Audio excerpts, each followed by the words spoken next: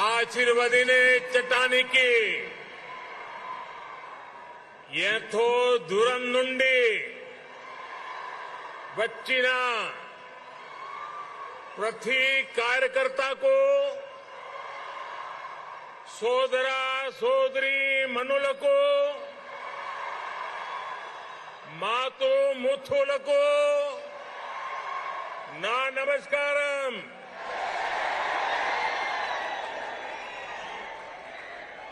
Bharatiya Janata party के अध्यक्ष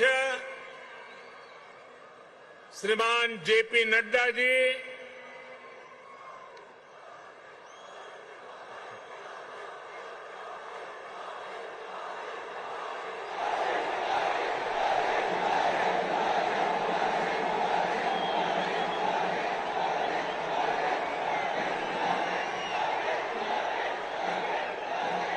केंद्रीय मंत्रिमंडल के मेरे सदस्यगण, भाजपा शासित राज्यों के मुख्यमंत्री, उपमुख्यमंत्री, तेलंगाना बीजेपी के अध्यक्ष पंडित संजय कुमार,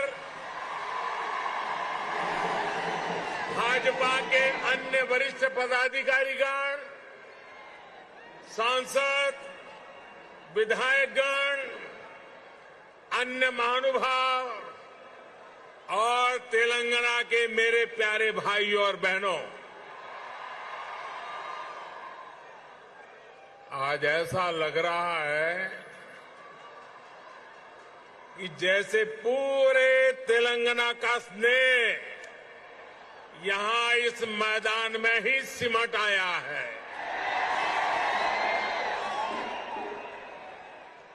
तेलंगाना के अलग अलग जिलों से आप यहां इतनी बड़ी संख्या में आए हैं। इस स्नेह के लिए, इस आशीर्वाद के लिए मैं तेलंगाना का अभिनंदन करता हूं, तेलंगाना की धरती को वंदन करता हूं।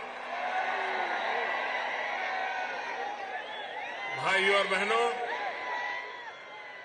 आप सभी लोगों के स्नेह को ध्यान में रखते हुए ही हमने इस बार भाजपा की राष्ट्रीय कार्यकारिणी की बैठक हैदराबाद में कराने का फैसला किया था।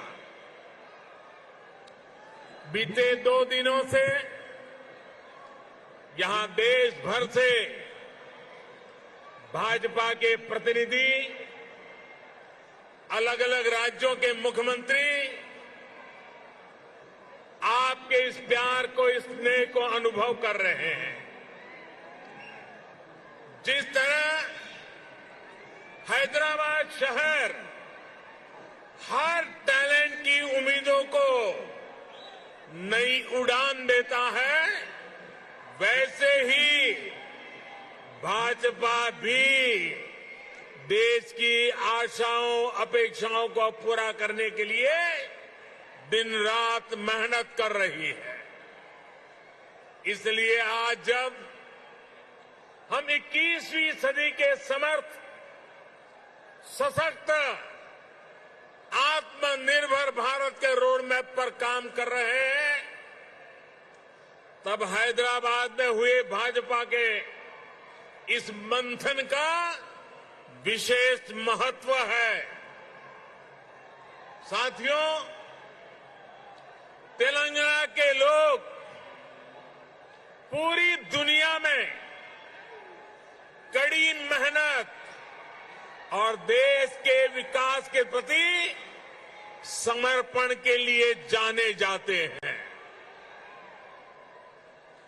तेलंगाना में कला, कौशल, कर्मठता भरपूर है। तेलंगाना प्राचीनता और पराक्रम की पुण्य स्थली है। यहां भद्राचलम में श्री राम से लेकर यादाद्री में श्री नरसिम्हा तक आलमपुर में जोगुलांबा से लेकर वरंगल में भद्रकाली तक इस पवित्र भूमि से ईश्वरीय आशीर्वाद हमारे भारत पर अविरल बरसते हैं। विश्व प्रसिद्ध रामप्पा मंदिर से लेकर अद्भुत काकतीय तोरणम तक तेलंगाना का आर्ट और आर्किटेक्चर हमें गौरव से भर देता है। प्रताप रुद्र से रानी रुद्रमा देवी और कुमरम भीम तक तेलंगाना की इस वीर भूमि के शौर्य और बलिदान की गाथाएं अतुलनीय है।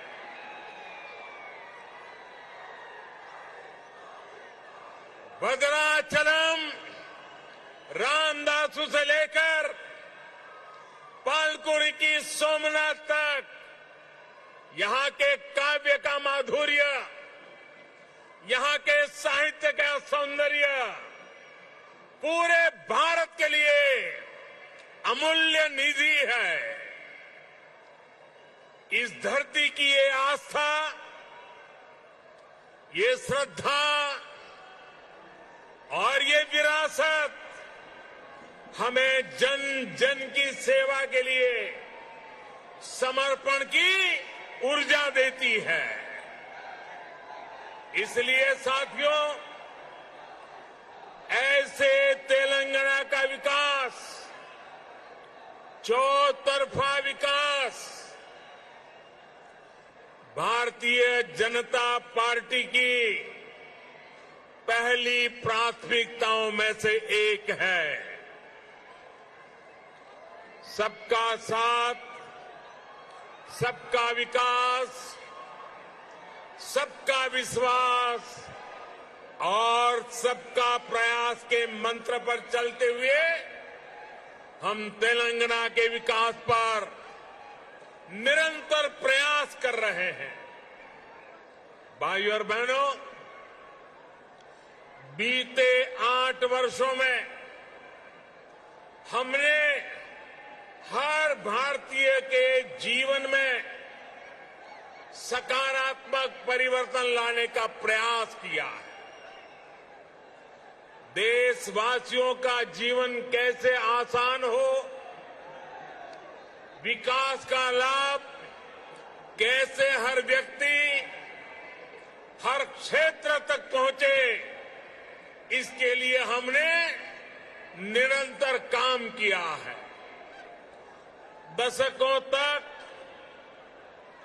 जो वंचित रहे, शोषित रहे, उनको भी राष्ट्रीय योजनाओं के माध्यम से हमने विकास में भागीदार बनाया है। यही कारण है कि गरीब, दलित, वंचित, पिछड़े, आदिवासी सभी को आज लगता है कि भाजपा सरकार उनकी आवश्यकताओं और आकांक्षाओं दोनों की पूर्ति कर रही है।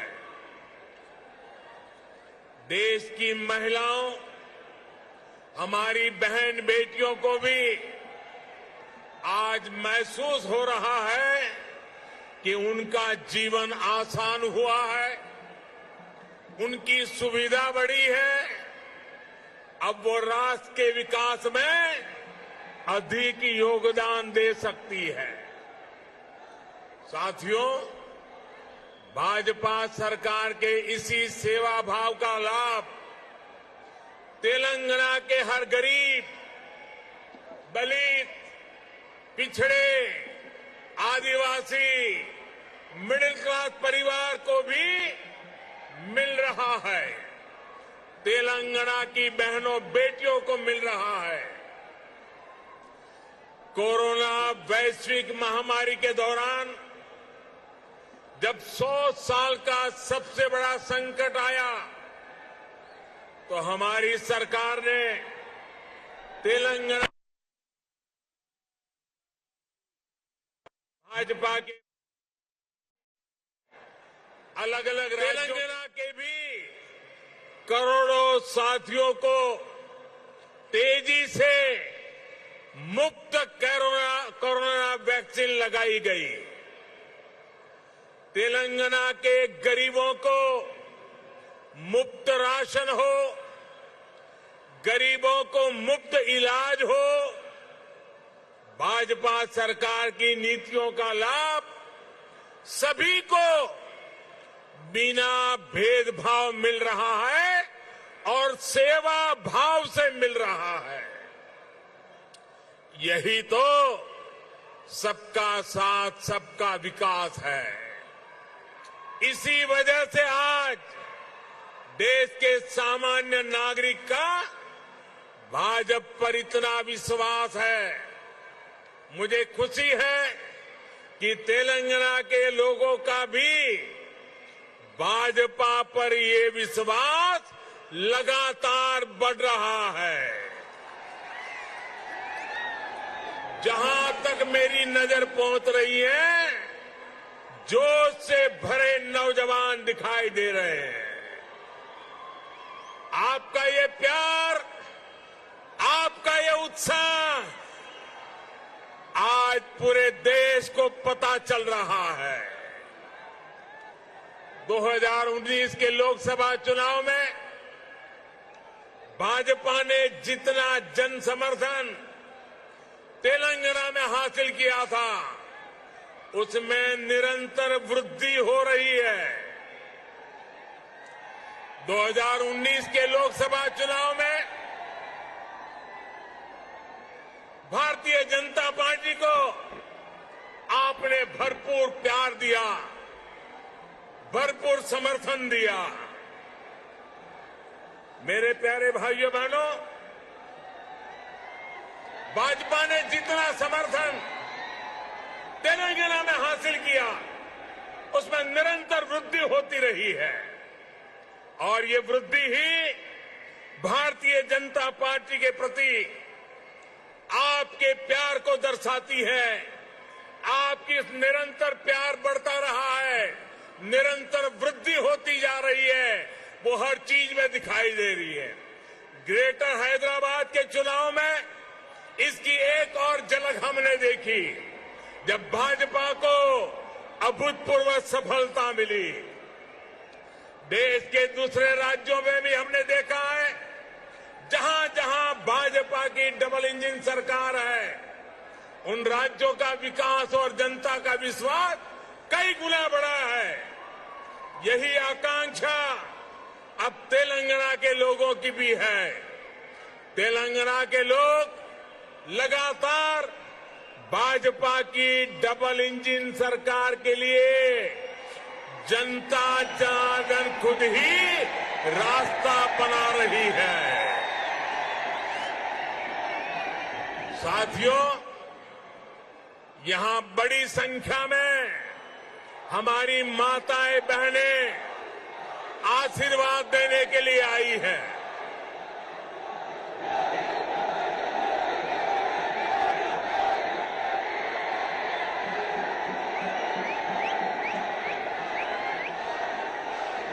साथियों, आपका प्यार, आपका उत्साह मैं भली भांति समझ सकता हूं।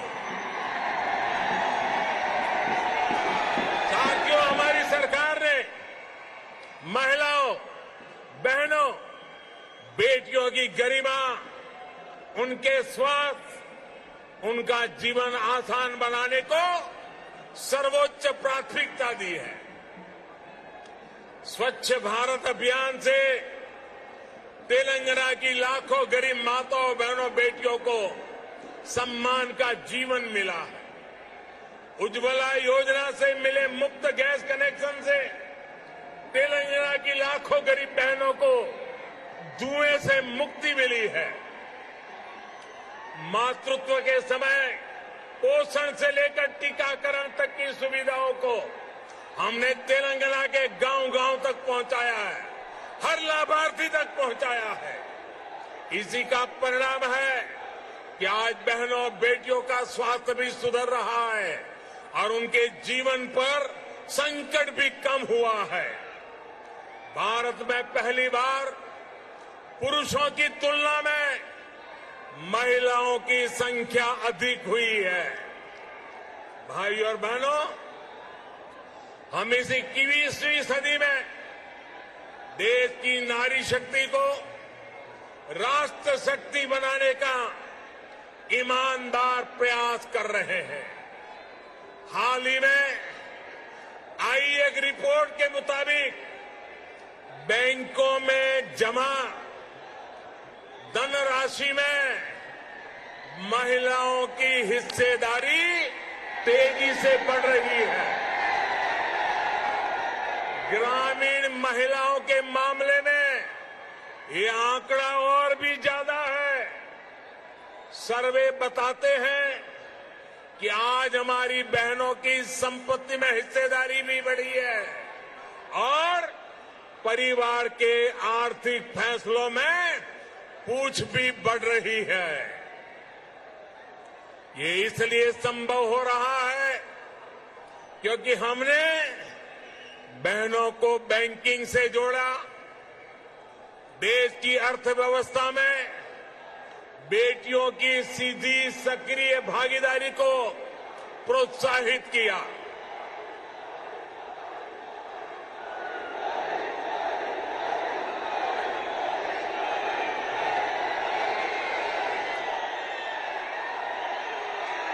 आपके प्यार के लिए मैं आपका अभिनंदन करता हूं, धन्यवाद करता हूं।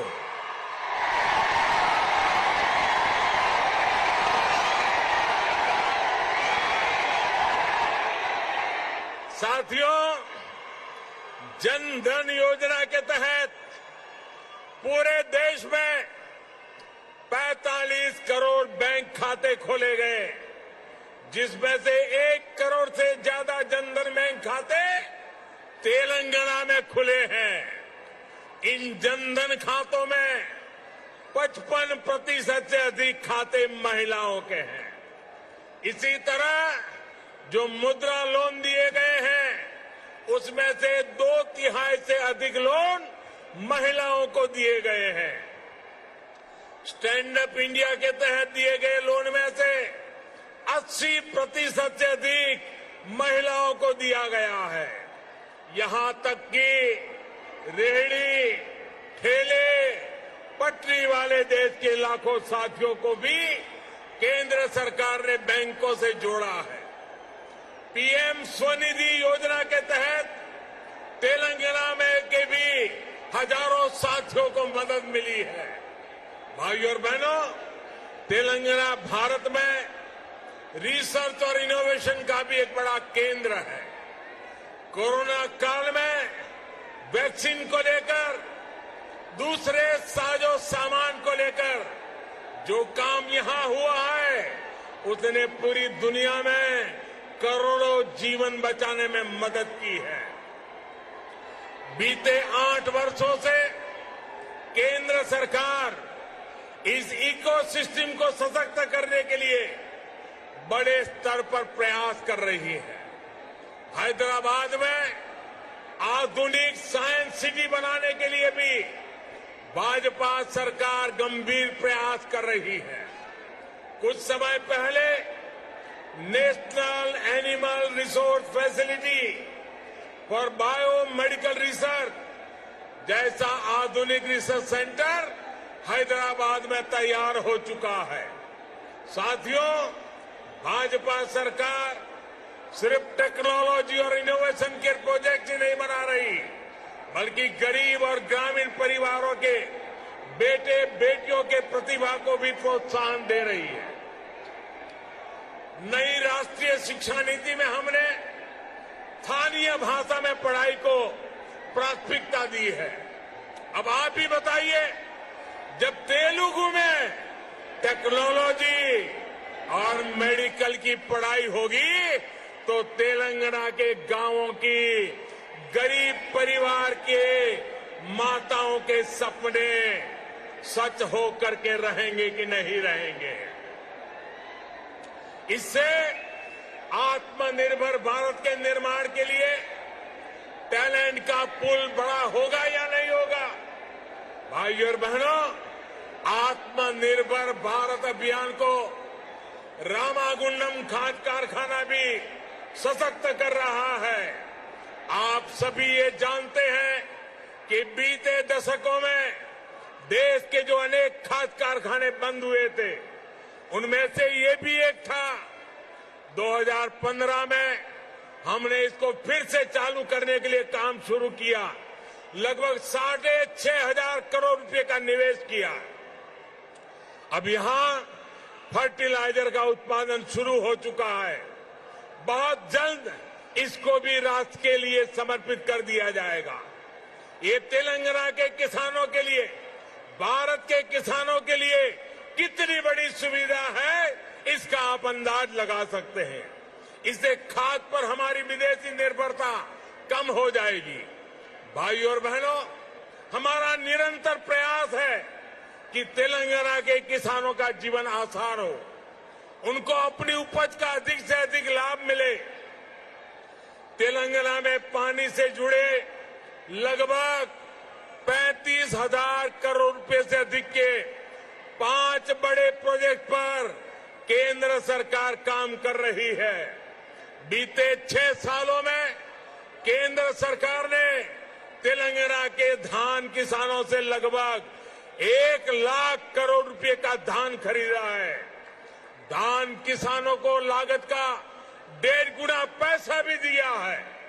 इस बार भी धान की एमएसपी में 80 रुपये की वृद्धि कर उसे 2,000 रुपये प्रति क्विंटल से ज्यादा कर दिया गया है। भाइयों और बहनों, खेती हो या उद्योग, हर सेक्टर के विकास के लिए आधुनिक इंफ्रास्ट्रक्चर बहुत आवश्यक है।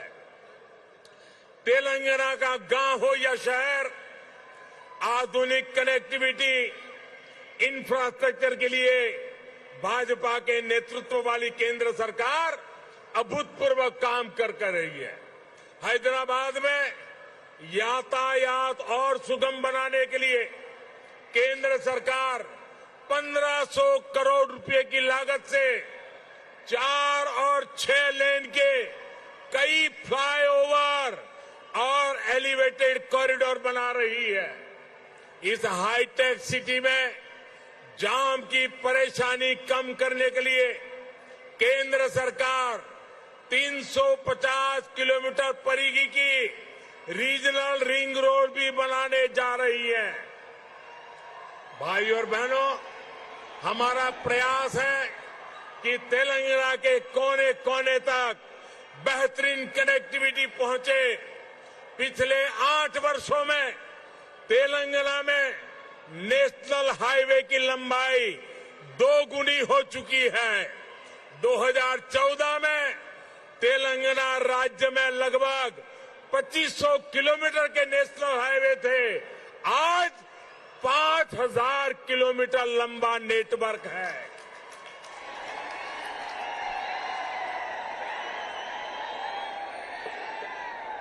शहर ही नहीं, गांवों को भी नेशनल हाईवे से जोड़ते हुए 2,700 किलोमीटर से अधिक की सड़कें बनाई जा चुकी हैं। पीएम ग्रामीण सड़क योजना के तीसरे फेज के तहत लगभग 2,500 किलोमीटर की नई सड़कों के लिए भी 1,700 करोड़ रुपए से अधिक स्वीकृत किए गए हैं।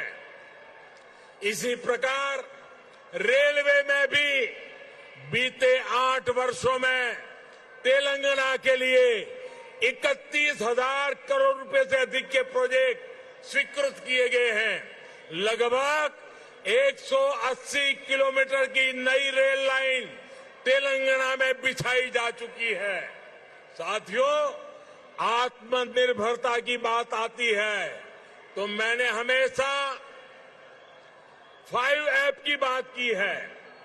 Farm to fibre, fibre to factory, factory to fashion, और फैशन टू फॉरेन, ये बात मैं कह रहा हूं। इसी सोच के तहत हमने तय किया कि टेक्सटाइल में देश के एक्सपोर्ट को बढ़ाने के लिए हम देश में 7 मेगा टेक्सटाइल पार्क बनाएंगे।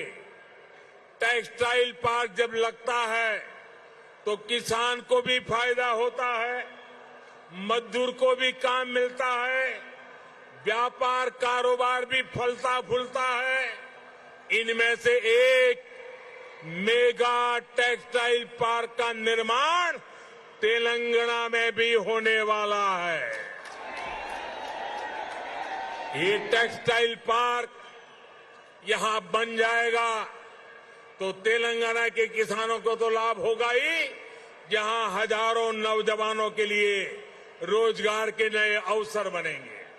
साथियों, हैदराबाद देश की आत्मनिर्भरता का, देश के आत्मविश्वास का प्रमुख सेंटर है। तेलंगाना के दूसरे शहरों और गांवों में भी असीम सामर्थ्य है।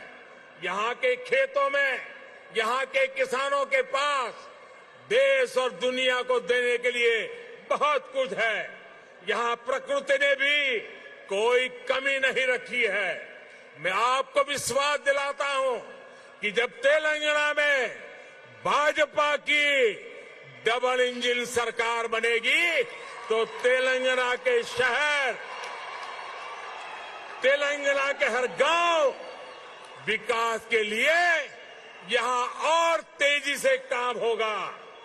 हमें सबको पॉजिटिविटी से जोड़ना है, सबको विकास से जोड़ना है। तेलंगाना के विकास की गति को हमें और तेज करना है। सबका प्रयास से ही हम तेलंगाना को विकास के नए शिखर पर ले जा सकते हैं।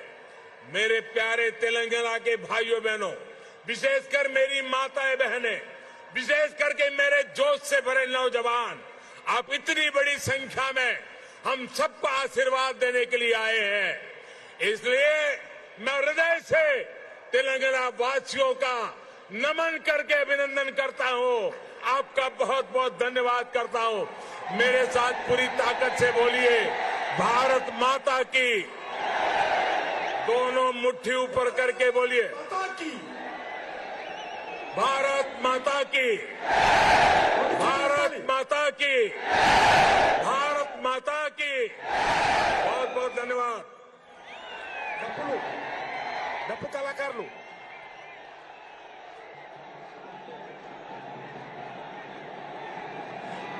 नरेंद्र मोदी गारी नायकत्వం, भारत माता की, भारत माता की, नरेंद्र मोदी गारी नायकत्వం, नरेंद्र मोदी। प्रधानमंत्री नरेंद्र मोदी बीजेपी की राष्ट्रीय कार्यकारिणी में बोल रहे थे और तेलंगाना के विकास की बात कही। सबका साथ, सबका विकास और सबका प्रयास का मंत्र दिया। उन्होंने कहा कि हम देशवासियों के जीवन को आसान बनाने का प्रयास कर रहे हैं और वो कोशिश हमने की है। वंचितों, शोषितों, दलितों को विकास में भागीदार हमने बनाया है। प्रधानमंत्री नरेंद्र मोदी ने कहा कि महिलाओं को भी लगता है कि उनका जीवन अब आसान हुआ है, यानी कि समाज के हर वर्ग। और तेलंगाना में जनता डबल इंजन की सरकार चाहती है, यानी कि प्रधानमंत्री नरेंद्र मोदी ने कहा कि अब तेलंगाना में भी जनता चाहती है कि वहां पर बीजेपी की सरकार हो और बीजेपी पर विश्वास तेलंगाना की जनता का है। बीजेपी की राष्ट्रीय कार्यकारिणी के समापन संबोधन में प्रधानमंत्री नरेंद्र मोदी ने केंद्र की योजनाओं का उल्लेख किया और कहा कि केंद्र की योजनाओं में हमने तेलंगाना को शामिल किया है। तेलंगाना में जनता के लिए काम किया है और महिलाओं का उन्होंने उल्लेख किया। कहा कि महिलाओं को हमने अपने साथ जोड़ा। अमरावती में धार्मिक कट्टरता इस कदर हावी हुई कि नफरत के खंजर से मददगार का ही मर्डर कर दिया गया। एनआईए अब इस केस की जांच कर रही है और अब तक की जांच बड़ी साजिश की तरफ इशारा कर रही है, क्योंकि पता चला है कि इस हत्याकांड के द्वारा एक समुदाय को डराने का प्लान था और इसी कारण वारदात को इतने खौफनाक ढंग से अंजाम दिया गया।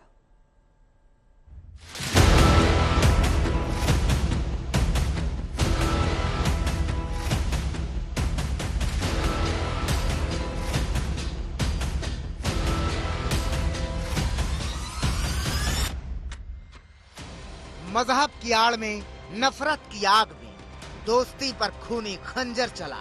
अमरावती में कट्टरपंथी मददगार का ही कातिल बना।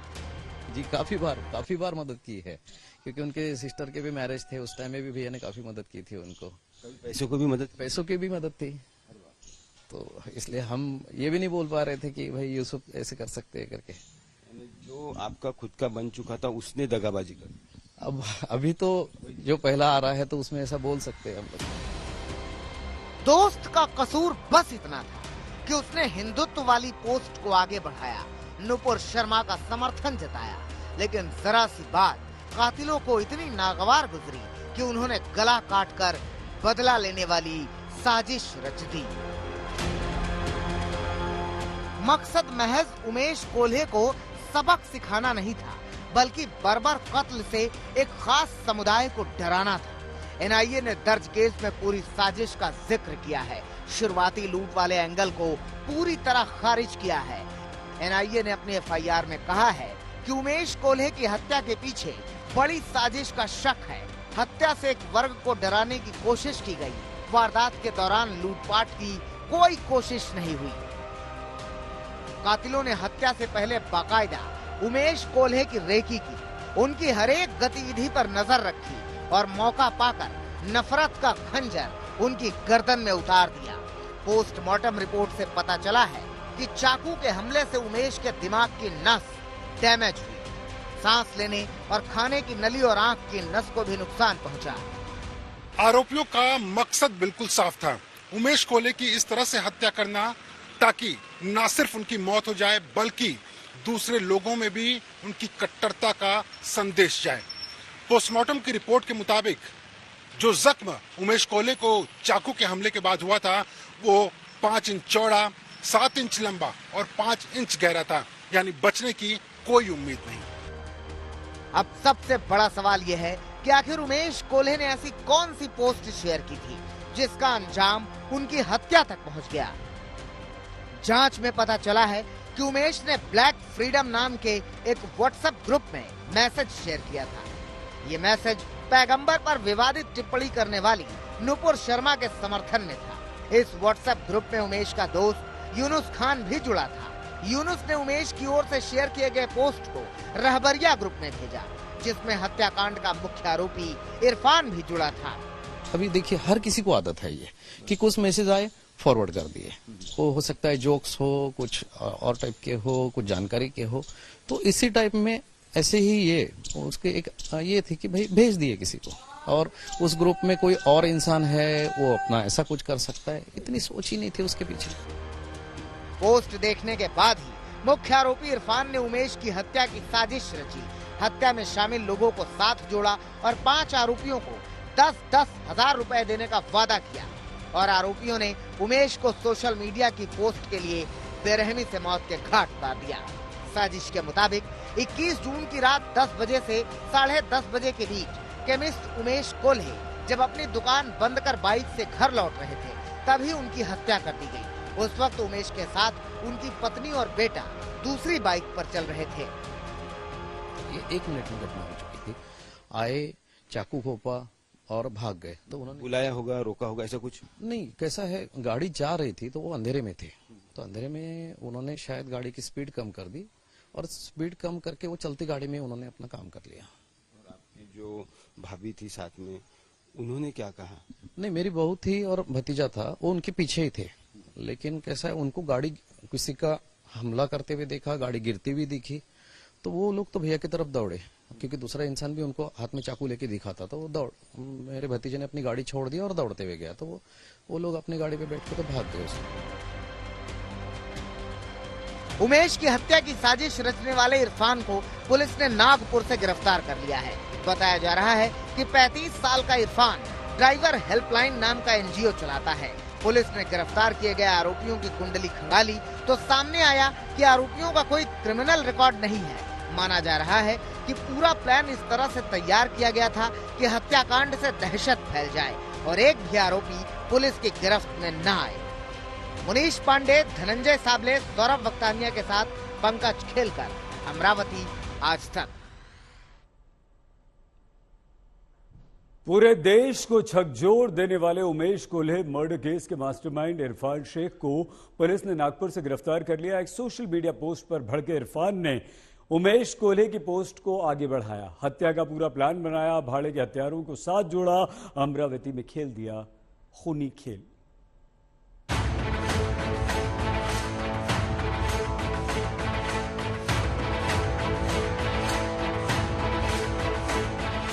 अमरावती में दवा व्यवसायी की जितनी खौफनाक तरीके से हत्या हुई, उतने ही खतरनाक तरीके से पूरे मर्डर की प्लानिंग रची गई।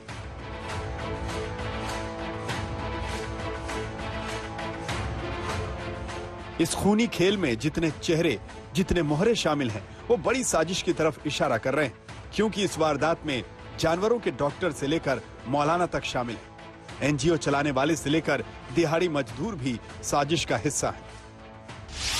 इरफान शेख, यूसुफ खान, मुदस्सिर, शाहरुख पठान, अब्दुल तौफीक, शोएब खान, आतिफ रशीद, ये उन आरोपियों के नाम हैं जो अमरावती में हुए मर्डर केस में अब तक गिरफ्तार हो चुके हैं। ये वो 7 चेहरे हैं जिन्होंने नफरत की आग में अमरावती में उमेश कोल्हे नाम के केमिस्ट की हत्या की। लेकिन सबसे ज्यादा चौंकाने वाला चेहरा है डॉक्टर यूसुफ खान का। पुलिस के मुताबिक उमेश कोल्हे की हत्या में शामिल हर आरोपी ने अलग अलग साजिश को अंजाम दिया, अलग अलग तरीके से कत्लेआम में अपना किरदार निभाया। इस साजिश में डॉक्टर यूसुफ खान सबसे ज्यादा पढ़ा लिखा शख्स था और उसका काम वायरल मैसेज पर नजर रखना था। अभी तक उमेश कोल्हे मर्डर केस में हमने 6 आरोपियों को अरेस्ट किया है और सब एंगल से हमने उसका इन्वेस्टिगेशन किया। तो प्राइमा फेसी जो उमेश कोल्हे जी ने नुपुर शर्मा के सपोर्ट में जो पोस्ट की थी सोशल मीडिया पे, उसकी वजह से ही ये क्राइम घटा है।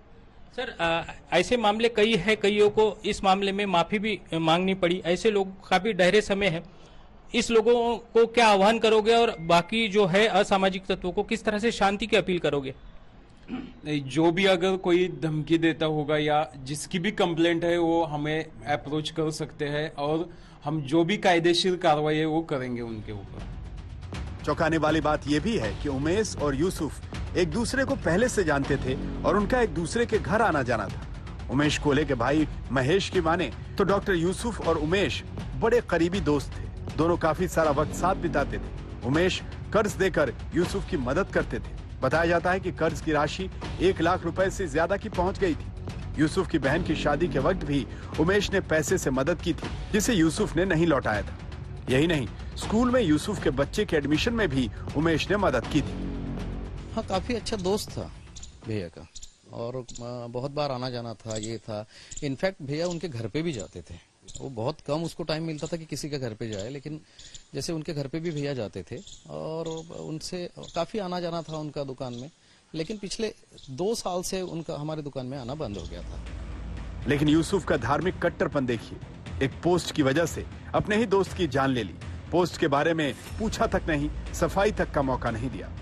इंटेंशनली करे तो आदमी बात भी कर सकता है, लेकिन कैसा है कि कोई आपके पास में मैसेज आया, अभी देखिए हर किसी को आदत है ये कि कुछ मैसेज आए फॉरवर्ड कर दिए। वो हो सकता है जोक्स हो, कुछ और टाइप के हो, कुछ जानकारी के हो। तो इसी टाइप में ऐसे ही ये उसके एक ये थी कि भाई भेज दिए किसी को, और उस ग्रुप में कोई और इंसान है वो अपना ऐसा कुछ कर सकता है। इतनी सोच ही नहीं थी उसके पीछे। ये जो व्हाट्सएप ग्रुप है आपके भाई ने बनाया था या वो किसी ग्रुप में उनको ऐड किया था? क्योंकि मेडिकल स्टोर है तो काफी लोग आना जाना रहता है, तो लोगों को हेल्प होनी चाहिए। तो किस इंटेंशन से ये ग्रुप बना था? नहीं, ये तो मुझे भी आइडिया नहीं है कि ये ग्रुप किसने बनाया था, लेकिन भाई उसमें था और भाई को भी एडमिन बनाया हुआ था, क्योंकि उसमें करीब 15 एक एडमिन है शायद। तो लेकिन एग्जैक्ट किसी ने बनाया था, उसका पर्पस क्या था ये आइडिया नहीं है, लेकिन उसमें उसके बिजनेस के भी लोग थे और बाकी भी लोग थे। अब एनआईए उमेश कोल्हे हत्याकांड की जांच कर रही है। इस केस से जुड़ी एक एक कड़ियां खंगाल रही है। इस बीच वारदात के पहले की कुछ सीसीटीवी तस्वीरें सामने आई हैं। सीसीटीवी वीडियो में 3 आरोपी रेकी करते हुए काले कपड़े में दिखाई दे रहे हैं। दूसरी तस्वीर में तीनों आरोपी हत्या करने के लिए घटना स्थल की तरफ जाते दिखाई दे रहे हैं। यह हत्या के बाद की तस्वीर है, जिसमें स्थानीय लोग उमेश कोल्हे को स्ट्रेचर पर लेकर अस्पताल जाते दिखाई दे रहे हैं। कोल्हापुर में एक जिंदगी मजहबी कट्टरपंथ की भेंट चढ़ गई। मजहबी कट्टरपंथ में न दोस्ती याद रही, न मददगार का चेहरा। मुनीश पांडे, धनंजय सांबले, सौरभ वक्तानिया के साथ पंकज खेलकर, अमरावती, आज तक। इस बुलेटिन में फिलहाल इतना ही। आप देखते रहिए आज तक।